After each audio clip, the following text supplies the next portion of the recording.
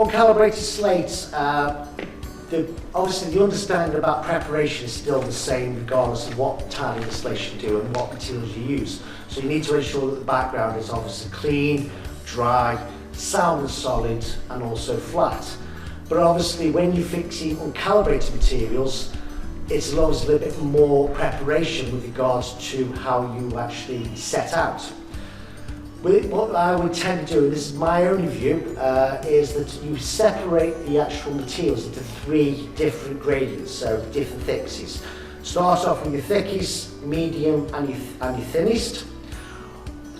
Obviously with regards to laying of these materials, always alternate your medium and thickest slate over the main floor area, the walkway area. This allows then when you pick up a medium thickness of slate, you know you need to put more material on the back.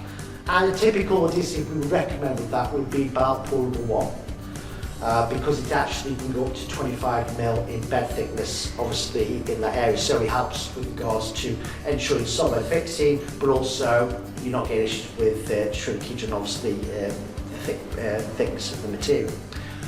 When you come to the corners where you're not going to traffic, and also where you cut the tiles, or the slate in this case, you would use the thinnest. And this obviously saves on your blades with regards to the wet cutter, and also because it's thinner, we don't want to traffic those areas as well.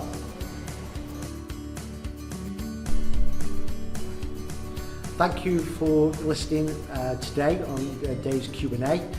If you have any questions, please feel free to obviously drop them on the comments box below, and we will be back again shortly to answer those ones as well. Thank you very much.